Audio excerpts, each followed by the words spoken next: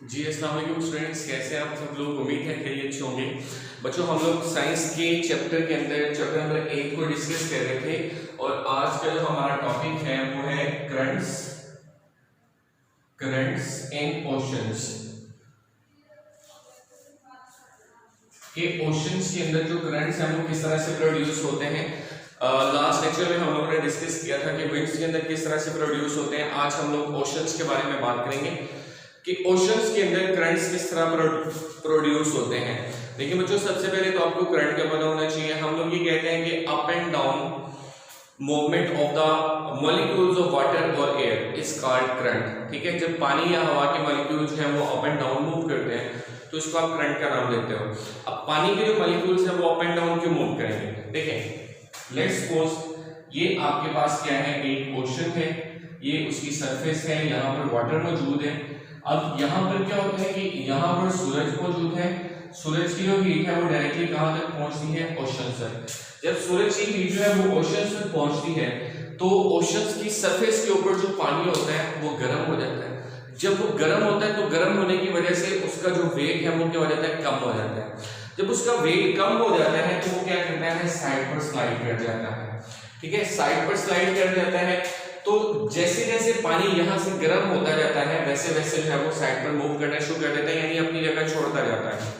अब question is that कि sir अगर यहाँ से जो पानी है वो गर्म हो गया तो वो साइड पे हो गया, तो क्या होता है बच्चों, इसकी जगह लेने के लिए यहाँ पर जो गर्म पानी है जिसने अपनी जगह छोड़ दी है उस गर्म पानी की जगह लेने के लिए फिर यहाँ से क्या करता है, कोल्ड वाटर मूव करता है। ठीक है, उसके बाद यहाँ पर जब कोल्ड वाटर आता है तो आहिस्ता आहिस्ता वो क्या हो जाता है, ठंडा हो जाता है। ठीक है, तो ठंडा होने की वजह से वो दोबारा से क्या करता है, सिंक करता है। क्यों? क्योंकि जैसे ही वो कोल्ड वाटर होता है वो क्या होता है, वो हैवी होता है। ठीक है, उसका जो वेट है वो क्या होता है, ज्यादा होता है। तो जब उसका वेट ज्यादा होता है तो वो नीचे इसके बॉटम की तरफ मूव करना शुरू कर देता है और दोबारा से क्या करता है, इसकी सरफेस पर आ जाता है। जब यहाँ से पानी जो है वो हीट अप होकर अपनी जगह से स्लाइड कर जाता है तो नीचे से उसकी जगह लेने के लिए कोल्ड वाटर आता है। तो ये जो अप एंड डाउन मूवमेंट है of the molecules of water, इसको आप क्या नाम देते हो, करंट्स का नाम देते हो। तो इस तरह से करंट जो है वो ओशंस के अंदर प्रोड्यूस होते हैं। ठीक है बच्चों, नेक्स्ट हमारा टॉपिक है कि हम लोग डेली या हाउस होल्ड में कैसे जो कन्वेक्शन करंट्स हैं उनको कैसे इस्तेमाल कर सकते हैं। तो सबसे पहले बच्चों हमारे पास आता है वेंटिलेटर्स। हमारे घरों के अंदर जो वेंटिलेशन होती है वो किसकी वजह से होती है, कन्वेक्शन करंट्स की वजह से। देखिए बच्चों, आपके घर के अंदर एक विंडो मौजूद है। अब यहाँ पर बैठे हुए हो तो जब मैं सांस जो है वो अंदर लेकर जाता हूँ और उसके बाद बाहर एमिट करता हूँ तो मेरे मुंह से जो सांस आता है उस एयर की जो टेम्परेचर है वो बहुत ज्यादा होता है। ठीक है, मतलब मेरी जो सराउंडिंग का टेम्परेचर है उससे क्या होता है, ज्यादा होता है।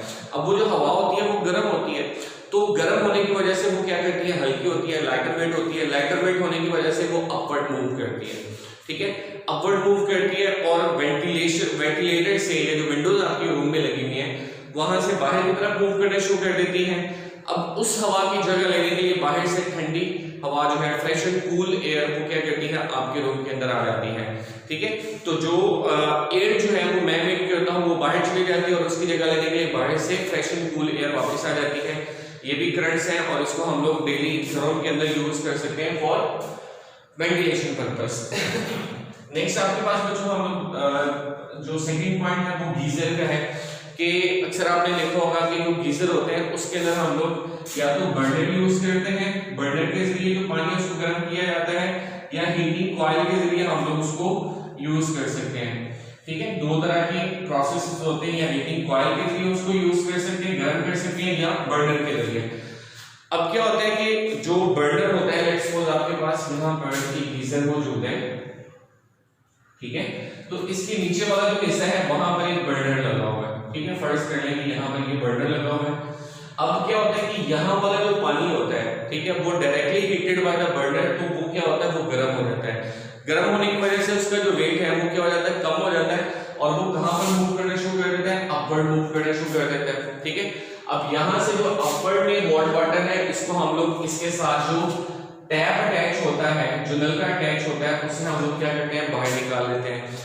तो इस गर्म पानी की जगह लेने के लिए यहाँ से जो आपने पाइपलाइन या इसको सप्लाई दी होती है यहाँ से ठंडा पानी दोबारा से गीजर में आ जाता है, ठीक है। वो जो गर्म पानी है वो हम लोग यूज करते जा रहे हैं और नीचे जो आपकी टैंकी है वहां से क्या होता है कि जो ठंडा पानी है वो दोबारा से गीजर की तरफ मूव करता है और यहाँ पर आ जाता है, गर्म होगा, गर्म होने के बाद वो ऊपर चला जाएगा जहां से हम लोग उसको टैप के जरिए निकाल लेते हैं। तो ये भी जो है ना वो कन्वेक्शन का एक पर्पस है जो कि हम लोग घरों के अंदर यूज करते हैं। जो थर्ड चीज है बच्चों वो है एयर कंडीशनर। अब एयर कंडीशनर आपने अक्सर देखा होगा कि सीलिंग के साथ लगवाए जाते हैं, मतलब ऊपर लगवाए जाते हैं छत के साथ थोड़ा सा नीचे करके। अब उसकी वजह क्या होती है, देखिए आपके रूम के अंदर जो एयर होती है उसका टेम्परेचर क्या होता है ज्यादा, जो एयर कंडीशनर से एयर निकलती है, हवा निकलती है, उसका टेम्परेचर क्या होता है कम होता है। अब चूंकि वो कोल्ड होती है और हैवी वेट होती है, इसी की वजह से वो नीचे की तरफ मूव करती है, जिसकी वजह से आपके जो रूम की हवा है वो गर्म होती है तो वो अपवर्ड मूव करती है।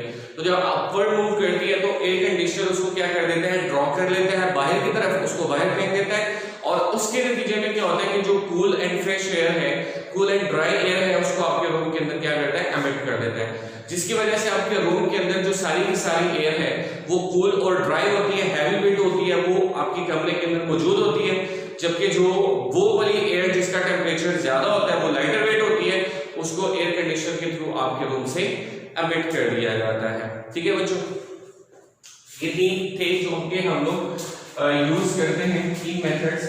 कन्वेक्शन के एप्लीकेशंस क्या हैं जो हम लोग हाउस होल्ड पर्पस के लिए इस्तेमाल कर सकते हैं। ठीक है, नेक्स्ट आपके पास आता है रेडिएशन।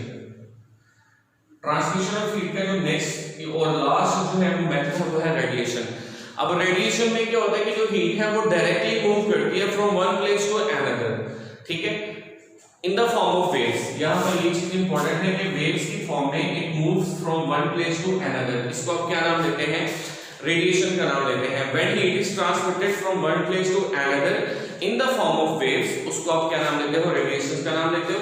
अब रेडिएशन जो नॉर्मली होती है वो गैसेस के अंदर होती है, ठीक है, गैसेस के अंदर होती है। गैसेस एयर होती है, आपको पता ही, आप देखिए ना एयर के थ्रू ना तो कन्वेक्शन के जरिए हीट जो है वो मूव कर सकती है, ना कन्वेक्शन के जरिए, सॉरी ना कन्वेक्शन के जरिए और ना कंडक्शन के जरिए। क्यों? क्योंकि एयर जो है that is a bad conductor of heat, तो इसमें से तो हीट पास नहीं कर सकती। तो जिसकी वजह से क्या होता है कि जो वेव्स होती हैं वो इलेक्ट्रोमैग्नेटिक वेव्स की फॉर्म में वो हम तक पहुंचती हैं और वो मीडियम को जो है ना वो हीट अप नहीं करती, ठीक है, वो डायरेक्टली वेव्स की फॉर्म में हम तक पहुंचे। फॉर एग्जांपल, जब हम लोग किसी हीटर के सामने बैठे होते हैं तो वहां से जो हीट है वो इन द फॉर्म ऑफ वेव्स हम तक पहुंचती है, ठीक है। दो दरमियान वाली जो एयर होती है उसको गर्म नहीं करती, वो डायरेक्ट हम तक पहुंचती है। सूरज से आने वाली हीट भी रेडिएशन के जरिए हम तक पहुंचती है, ठीक हो गया। अब क्या होता है कि अगर आप क्या करते हैं कि अपने और हीटर के दरमियान एक कार्डबोर्ड रखते हैं, अपने और हीटर के दरमियान अगर आप एक कार्डबोर्ड रख दें तो जो सप्लाई ऑफ हीट है from the source of heat वो आप तक पहुंचनी बंद हो जाएगी। क्यों? क्योंकि उसका रास्ता आपने ब्लॉक कर दिया कार्डबोर्ड लगा के। कार्डबोर्ड इज अ मीडियम, वो एक सॉलिड चीज है, ठीक है, और जो हीट है वो उसमें से पास नहीं कर सकेगी, जिसकी वजह से हम तक जो हीट है वो नहीं पहुंच सकेगी, ठीक है। तो ये मेथड है रेडिएशन का, ये आमतौर पर किस में होता है, गैसेस में होता है, क्योंकि गैसेस के मॉलिक्यूल्स के दरमियान डिस्टेंस बहुत ज्यादा होता है, जिसकी वजह से ना तो कंडक्शन के जरिए हीट हम तक पहुंच सकती है ना कन्वेक्शन के जरिए। फिर एक थर्ड मेथड होता है जिसके थ्रू हीट हम तक पहुंचती है और उसको आप क्या नाम देते हैं, रेडिएशन का नाम देते हैं। कल इंशाल्लाह हम नेक्स्ट जो है वो डिस्कस करेंगे। बहुत ख्याल रखिएगा। अल्लाह।